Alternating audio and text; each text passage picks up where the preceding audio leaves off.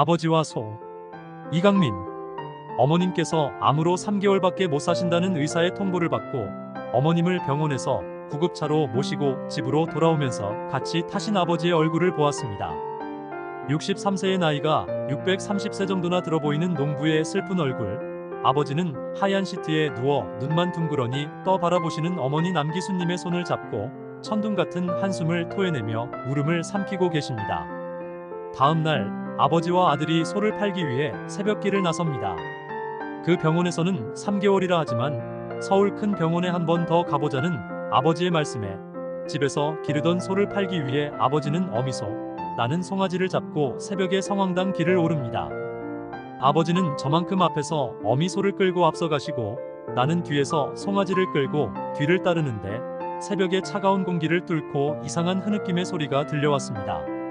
새벽의 산새 소리 같기도 하고 새벽바람에 스치는 갈대 소리 같기도 하고 내가 그 소리의 정체를 알아낸 것은 얼마의 시간이 흐른 뒤 아버지가 연신 팔뚝으로 얼굴을 닦으시는 모습을 본 뒤였습니다. 아버지가 소의 고삐를 잡고 우시는 것이었습니다.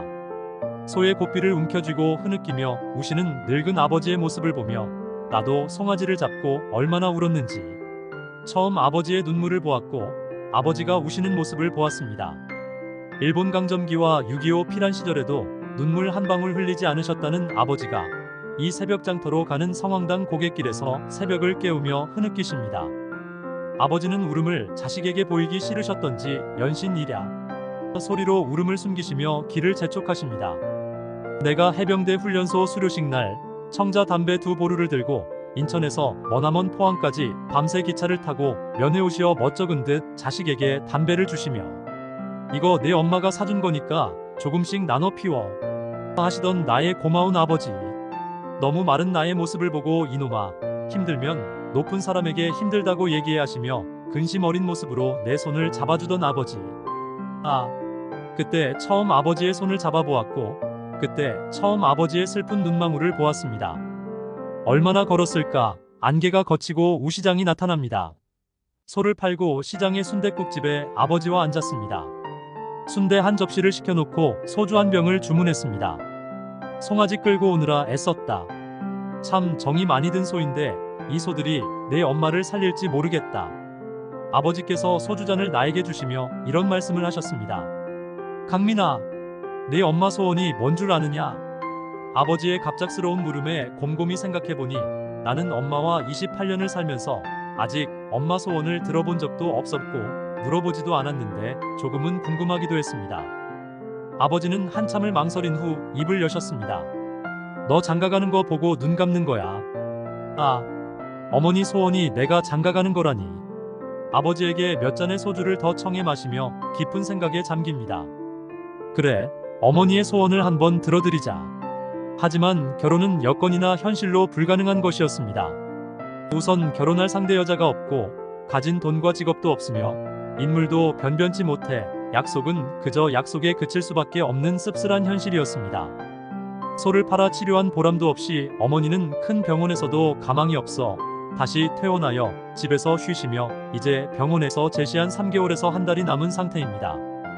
그런 와중에 어머니의 마지막 소원을 들어주라는 하나님의 도우심인지 형님이 다니는 교회에서 연락이 왔습니다.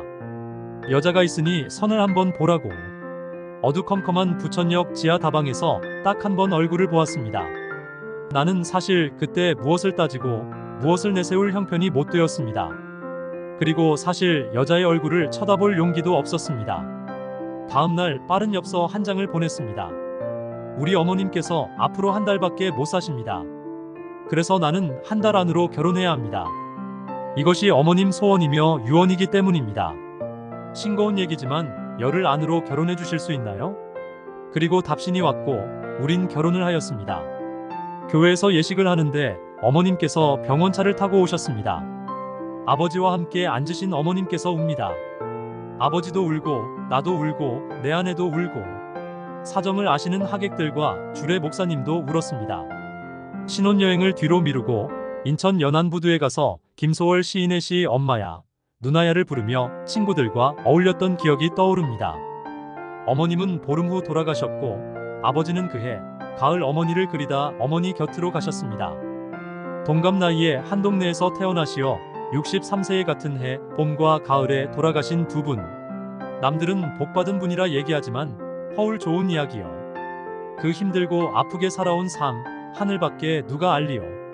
부모님의 산소를 양지 바른 곳에 모시고 비석에 하나님 아버지 불쌍한 우리 부모님의 영혼을 받아주시옵소서 이렇게 새겨놓고 그래도 이제라도 효도하는 것은 형제들끼리 잘 지내고 서로 사랑하는 것이며 그것만이 천국에 계시는 사랑하는 부모님을 기쁘게 해드리는 작은 책임이 아닌가 다짐하며 살고 있습니다. 나는 결혼 후 몸이 성치 않으신 장모님을 어머니처럼 생각하며 30년을 함께 한 집에서 살고 있습니다. 이젠 장모님도 많이 늙었습니다. 그리고 신혼여행도 못 가고 결혼 첫날부터 시어머님 곁에서 정성을 다한 천사처럼 착한 아내를 위하여 10여 년 전부터 해마다 적금을 부어 해외 신혼여행을 꿈꾸고 있습니다. 아버님, 이제 낙엽이 지고 그 낙엽이 아버지 산소에 눈처럼 쌓이는 겨울이 오면 아버님의 산소에 다시 찾아뵙겠습니다. 아버지, 고맙습니다.